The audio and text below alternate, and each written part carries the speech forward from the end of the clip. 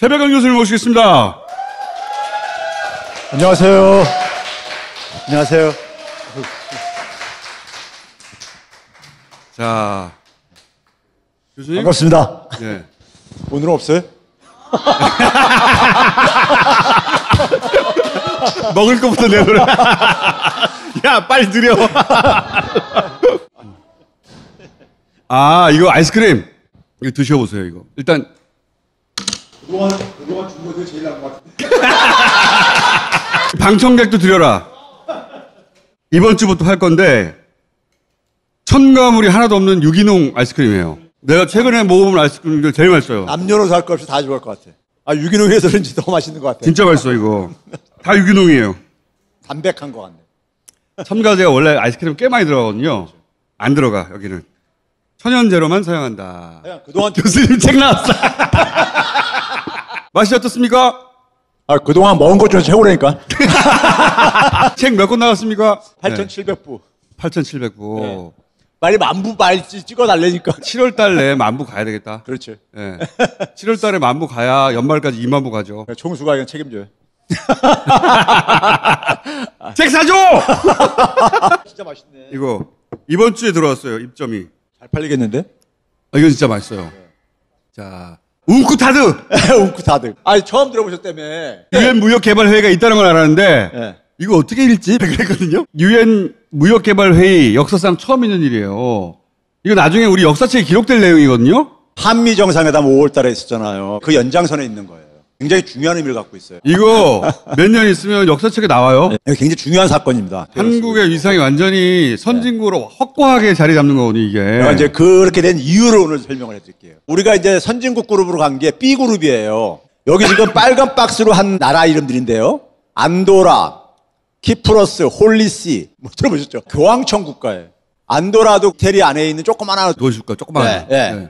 그리고 뭐 스타인도 마찬가지고. 몰타, 모나코, 산마리노 이런 나라들을 빼면은 우리가 아는 23개국만인 거예요. 여기에 이제 한국이 들어간 거예요. 세계 23개국에 들어간 것이다. 그렇죠. 여기 빨간 박스로 한 건 사실 나라라고 하기에는 너무 인구가 작으나 영토도 작고. 실질적으로는 22개국밖에 없었는데 우리가 됐다. 예. 웅크다드가 왼총의 산하예요. 디벨로핑 리전스라고 해가지고 개도국으로 분류가 됐었죠. 예. 듣기 좋으라고 개발도상국이지. 그렇죠. 예전에는 후진국이라고 불렀어. 예. 자, 그런데 6월 22일 날 우리가 먼저 요청을 했어요. 선진국의 그룹으로 이동하겠다.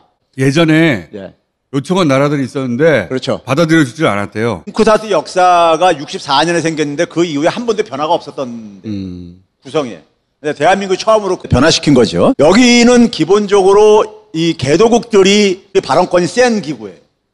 숫자도 많잖아요. 그렇죠. 전체 195개 국가 중에서 한 134개 정도가 이거 개도국이에요. 여기 그룹을 A, B, C, D로 나눠가지고 그룹별로 사전 조정을 해. 의견 조정을. 아, 미리. 그래서 그룹의 의견을 내놓는다고. 아, 제일 많은 국가가 있는 데가 그룹 A인데 여기가 아시아, 아프리카의 개도국들이 모여 있는데 인구도 제일 많고 국가도 제일 많은 지역이죠. C그룹은 중남미의 개도국들이고 D그룹은 과거에 동구권에 있었던 국가들. 나머지는 다 개도국인데. 개도국이죠. 예. 근데 지역별로 나눴네요. 개도국들이 자기들의 이익을 유엔에다가 반영시키기 위해서 이게 만든 거야. 근데 개도국이 지지를 해준 거야. 한국은 예. 저쪽 그룹으로 가라. 예. 한국을 왜 지지했냐면은 개도국들이 선진국들한테 요구하는 것들이 있을 게 아니에요. 있는데 선진국들 잘 안 해줄 게 아니에요. 한국이 가서 좀 그 조종자 역할 좀 해달라. 중재 역할을 해달라. 이래서 보낸 거예요. 한국이 그 역할을 할 수 있다고 본 건데 최근에 한미 정상회담이라든가 G7 초청에서 보여준 모습이 보니까는 선진국들이 전부 다 한국하고 손을 잡으려고 하고 앉아있고 자기들 중에서는 대한민국이 중재자 역할을 조정자 역할을 해줄 수 있을 것 같다 해서 적극 지지를 해준 거예요. 코로나 상황에서. 그게 이제 나와요. 아, 그. 2차 세계대전 이후에 미국이 주도를 해가지고 세계 이제 질서를 만들었잖아요. 선진국가들은 경제 통합을 요구했던 거예요. 그래야지만이 마음대로 영향력을 행사할 수 있잖아요. 웅크타스가 T가 뭐냐면 트레이드, 무역을 얘기하는 거고 A는 엔드고 그다음에 D가 디벨롭먼트예요. 그러니까 뭐냐면 선진국가들이 경제 통합을 무역을 통해서 하려고 하는데 개도국 입장 속에서는 그 경제 통합에 들어가게 되면은 다시 경제적으로 종속될 것 같은 거예요. 선진국가들한테. 다시 옛날처럼 식민지가 되거나 이렇게 될 수도 있고 그다음에 2차 세계대전 이후에 소련하고 미국하고 냉전 싸움이 벌어졌잖아요. 잘못하면 어느 한쪽에 쏠려가지고 희생이 당하겠다 이거예요. 강대국들 싸움에 그러니까요. 어느 한편에도 쓰지 않으면서 더 이상 식민지로 빠지는 비극을 겪지 않기 위해서는 비빌 언덕이 필요하잖아요. 언덕이 필요해서 태어난 게 이 웅쿠타드예요. 개도국의 입장 때문에 이게 만들어진 거예요. 이게 미국은 이거 싫어했었어요. 근데 대부분 개도국들이 원하니까는 이제 이게 만들어진 거예요. 그래서 웅쿠타드는 개도국의 목소리가 큰 데고 개도국들의 입장을 대한민국이 풀어주는데 역할 좀 해달라고 기대를 하는 거예요. 대단한 거죠. 이게 지난 1년 사이에 일어난 아주 엄청난 변화입니다. 한번 봐보세요. 한미 관계가 한미 정상회담에서 봤듯이 기존에는 수직적인 관계였잖아요. 그런데 호혜적 관계로 파트너십 관계로 했잖아요.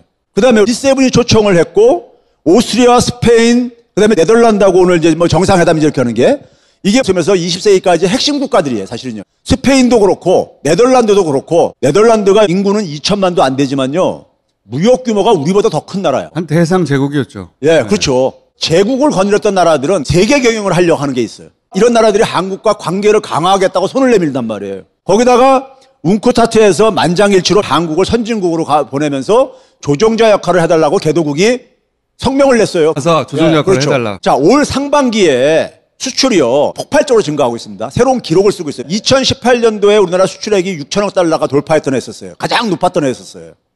근데 그 당시에는 반도체가 전체 수출 증가의 57%를 기여를 했습니다. 근데 올해는 수출이 폭발적으로 증가하는데 반도체가 기여하는 건 한 16%뿐이 안 돼. 다른 상품들도 다 수출이 잘 되는 거예요. 대한민국 상품이 지난 1, 2년 사이에 뭐가 이렇게 달라졌겠냐 이거예요. 1, 2년 사이에 무슨 뭐 대단한 기술 개발이 있었겠어요? 뭐가 있겠어요? 이게 뭐냐면 국가의 브랜드가 높아진 거예요. 국가에 대한 이미지가 그 효과예요. 맞아요. 그래서 전문가들이 그래서 올해 수출이 이렇게 폭발적으로 증가하는 걸 예상을 못했어. 왜? 과거의 경험을 가지고 전망을 하다 보니까. 변화가 드라마틱하게 일어나는 거를 모르는 거죠. 그렇죠. 우리가 과거에 뭐 유럽의 우리가 명품들이라든가 막 좋아했던 것처럼 그게 왜 그래요? 그 나라에 대한 신뢰가 있으니까 좋아했던 거잖아요. 지금 그렇게 돼가고 있는 거 한국이요. 브랜드 가치지. 이게 그러니까 우연이냐 이거예요. 우연 아니에요. 이 모든 게 지난 1년 사이에 벌어진 거예요. 지난 1년은 뭐냐? 코로나 재난이 있는 시기에. 코로나 재난에서 우리가 성장률도 1등을 했잖아요. K방역이 공헌된 하나 가장 큰 요인은 뭐였습니까?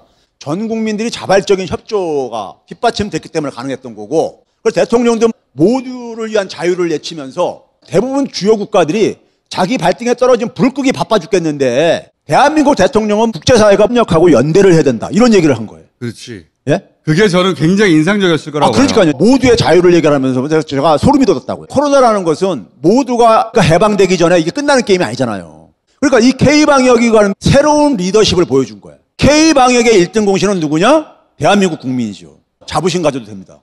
지난 40년의 민주주의 역사 속에서 이렇게 진화한 거예요. 국민들이요. 저는 촛불시민과 K민주주의가 있는 한에 있어서는 대한민국은 절대 후퇴하는 일이 없을 것이다. 저는 장담하는 사람입니다. 이게 우연히 만들어진 게 아니라 지난 40년의 민주주의를 쟁취하면서 거기서 얻어진 결과물이거든요. 이 방역이 영향을 미쳤어요.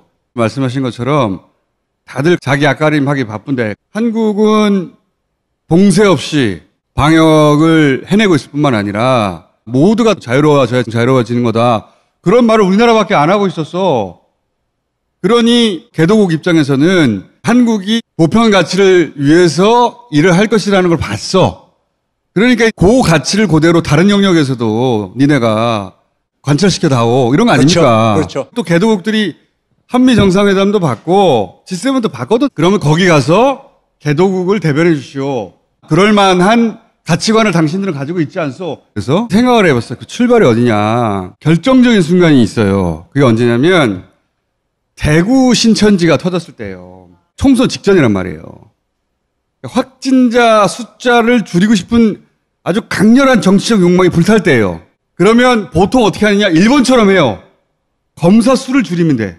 그리고 그때 당시 전문가들이 이미 지역 감염은 이루어졌기 때문에 하나하나 추적하는 역학조사는 포기하고 중증으로 넘어가는 걸 관리해야 된다. 맞아요, 전문가들 그렇게 얘기했죠. 마지막 한 사람 감염자까지 찾아내겠다는 게 처음에 우리 방침이었다면 갑자기 1000명이 터지니까 불가능하다 이제는. 광범위하게 퍼졌으니 그건 포기하고 위기관리로 넘어가자. 그렇게 주장했어요. 그게 교과서에 써 있는 거야. 근데 그때 문 대통령이 어떻게 결정했냐면 아무리 숫자가 많이 나와도 모조리 다 찾아낸다. 이 정책 판단을 그때 내렸어요. 그렇죠. 그게 결정적인 순간인 거예요. 그때 우리 방역의 운명이 결정된 거예요. 그렇게 안 해도 된다고 전문가들이 주장하고 또 그렇게 하면 정치적으로 불리하고 선거에 질지도 모르고 그때 난리가 났었거든. 보수 매체에서 막 난리 났잖아. 네, 대구 사태 때, 대구. 근데 그때 정치적으로 불리하더라도 마지막 확진자까지 다 찾아내겠다. 이 정책 판단을 내렸고 그때 한국형 모델이라는 게 탄생한 거예요. 지도자가 중심을 제대로 잡아주니까요. 2년 전에 일본하고 싸움할 때 문재인 대통령이 이번엔 지지 않는다 하면서 촛불 시민들이 호응을 해줬잖아요. 그러니까요. 똑같은 사태가 반복된 거야. 이 한국형 모델은 그때 탄생한 거예요. 초기부터 현재까지 이 한국형 모델은 어떤 나라도 따라할 수가 없어요. 지금 영국이 봐보세요. 영국이 백신 접종률이 80% 되는데 최근에 막 2만 명 나오면서 포기하고 중증 환자는 많이 이제 줄어들었으니까는 독감처럼 안고 살겠다는 거 아니에요, 그러니까요. 그렇죠. 첫 순간을 놓치면 이게 불가능하거든요. 네. 전 세계가 똑같은 숙제 앞에 섰는데 한국만 락다운 없이 그 숙제를 한국만의 방식으로 푸는 방정식을 전 세계 앞에 보여준 그렇죠. 거예요. 그때 다른 결정을 내렸으면 이 모델은 안 만들어졌어요. 그리고 그렇게 해서 쌓은 한국형 모델이 세계에 준 인상이 너무 어마어마한 거예요. 탁현민이 지난주 나와서도 얘기했지만 G7 가서도 다 정상이 물어본 게 그거라 해야 되잖아요. 락다운 없이 그게 어떻게 가능하냐고. 불가능해. 중국도 락다운부터 시작한 거야. 그렇죠. 도시 전체를 다 막아버렸잖아. 타이완도 그렇겠죠. 대만도. 뉴질랜드도 마찬가지예요. 나라 전체를 락다운한 거예요. 네. 락다운 없이 여기까지 온 유일한 국가예요, 우리가. 네. 이 코로나 바이러스라는 게 쉽지가 않아서 변이가 계속 생기고 1000명 12월 달 갔다가 또 1000명 나오고 그러지만 이 방식을 우리는 집단 면역까지 계속 유지할 거라고 그렇게 해서 완성한 모델 요 모델이 전 세계에 준 인상이 만들어낸 위상 변화입니다, 이게. 청수가 똑똑한 게 이게 그때가 결정적인 순간이야, 그때가. 선진국이라는 게 뭐죠? 앞설 선짝. 선진국이라는 것은 뭐냐면은 어떤 새로운 상황 속에서 새로운 길을 제시하는 거예요. 그러니까 없었던 모델을 만들어낸 거예요. 소멸성 지역화폐라는 것도요. 전 세계에서 유일하게 있는 정책이야. 그러니까 작년에 창조적인 정책을 새로운 방식을 만든 거예요. 대한민국은 20세기에는 선진국들을 보고선 쫓아가는 걸 바빠왔는데 코로나 재난이라는 상황 속에서 새로운 길을 제시해주고 있는 거예요. 따라 해보려고 했어. 많은 나라들이. 안 돼, 그게. 그게 되려면 국민들도 의식 수준이 그 정도 돼야 맞아요. 되고 IT 기반도 그만한 돼야 되고 그렇죠. 문화적으로도 행정도 뒤따라줘야 되고 국가 시스템 전체가 그게 가능해져야 되는 거지. 안 된단 말이야. 이때부터 한국에 대한 세계 평균 인식이 드라마틱하게 변했다고 봐요. 그러면서 한국의 바이오, 한국의 IT, 한국의 시스템 소프트 파워, 그리고 제품까지 연결되는 것이. 수출이 잘 되는 건 그 결과야. 말씀처럼 1년 만에 제품이 갑자기 좋아졌겠냐고. 그렇죠. 똑같아. 근데 메이드 인 코리아가 주는 신뢰가 생긴 거예요. 이거는 못 만들어내, 의도적으로는. 세계 전쟁 정도 나야 이 인식이 바뀌는 거예요. 우리가 과거에 메이드 인 USA 하게 되면 굉장히 환장할 때 있었잖아요. 그렇지. 2차 대전 후에 환장했지.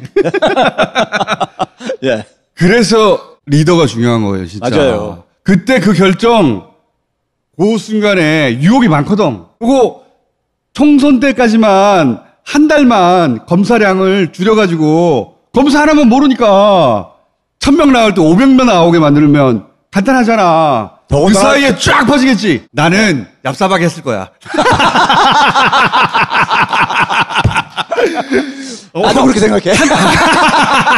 아마 주변에 참모들도 그렇게 건의하는 사람도 있을 수도 있어. 다들 그렇게 생각했을 거예요. 정치권에서. 네. 리더의 품성도 중요한 거예요. 네, 맞아요. 그 결정이 나머지를 다 만들어낸 거예요. 문 대통령도 이렇게 될지 몰랐지, 자기도.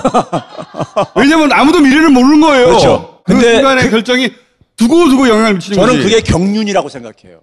경륜은 그냥 단순한 경험하고 다른 겁니다. 사람이 살다 보면 굉장히 아주 힘든 일에 봉착할 때가 있어요. 그래서 어느 것을 선택해야 될지 굉장히 고민이 될 때가 있잖아요. 우리가 살다 보면요. 그때 많은 사람들은 현실과 적당히 타협을 하려고 되게 하잖아요. 그런데 어려운 고비가 있을 때니까 원칙을 지키면서 살아온 삶 속에서 얻어지는 지혜가 바로 경륜이에요. 그러니까 이런 판단을 한 거죠. 수출 규제도 마찬가지예요. 예. 수출 규제 때 청와대 참모들을 비롯하여 관계부처가 전부 다 일본하고 협상해야 된다. 그렇죠. 당장 반도체 큰 타격이 입는다. 그 전에 반도체 호황이었단 말이야. 50%가 반도체인데 이거 타격이 오면 어떡하냐.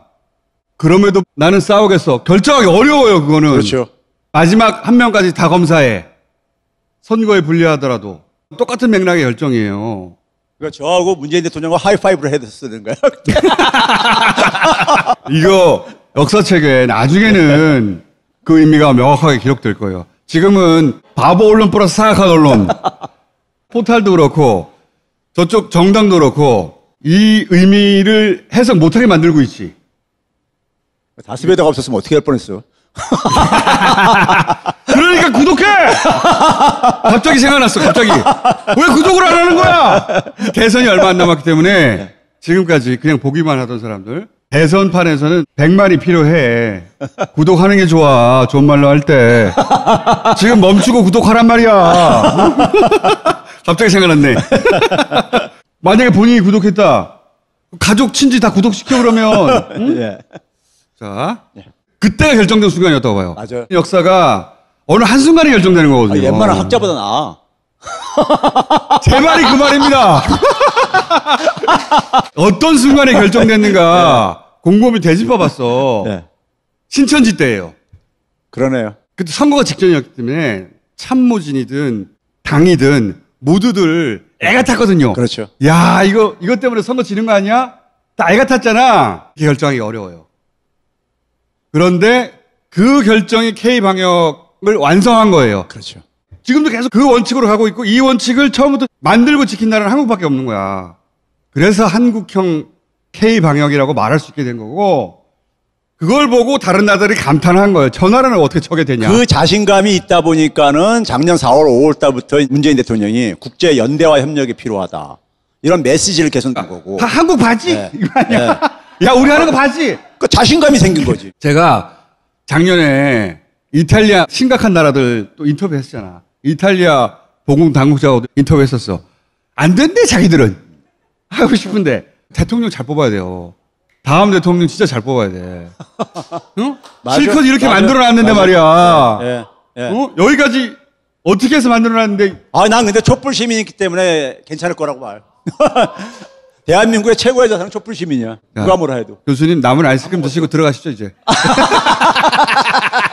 또 있어요? 문재인 대통령이 엊그저께 국무회의에서 그랬잖아요. 우리 국민들의 우수한 역량과 높은 공동체 의식이 이러한 모델을 만들었다고. 이 대통령이 모델을. 그럼 내가 잘했다고 합니까? 아니, 돌려야지. 지도자는 국민한테 돌리는 거고 국민은 지도자를 존경하는 거고. 그때만 하더라도 이 사망률 이런 게 제대로 안 나왔어요. 불안불안한 상황이잖아. 선거도 질 수도 있잖아. 여소야대로 바뀌어봐. 대통령 레임덕 가는 레임덕 거야. 되지, 레임덕. 간단한 결정이 아니에요. 그렇죠. 그래서 이제 대통령도 그러잖아요. 국민들에게 자부심을 가져도 된다. 국민들의 이 피와 땀으로 이제 희생으로 이루어진 성과다. 이게 뭐냐면은 전 국민 다 재난지원금 주라는 얘기야.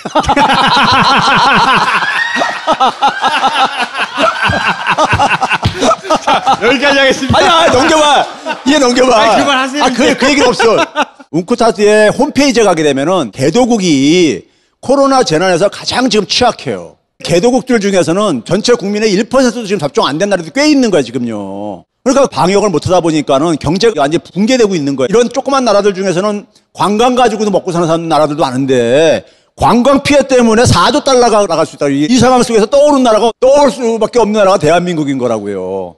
한국과 미국이 힘합해서 백신 글로벌 허브 만들기로 했잖아요. 빨리 공급받고 싶을 게 아니에요. 그러니까 개도국들이요. 그러니까 개도국들 입장 속에서는 한국하고 친해져야지. 한국한테 조종자 역할을 해달라 이렇게 하는 게 바로 뭐냐면은 지난 1년 사이 K방역의 결과이고 K방역의 원천이 문재인 대통령과 국민들이 힘을 맞춰서 만든 놀라운 성과라 이거예요. 여기까지 하겠습니다. 예. 아유, 자료 계속 있네, 아유. 큰일 날 뻔했네, 이거. 3시간짜리였네.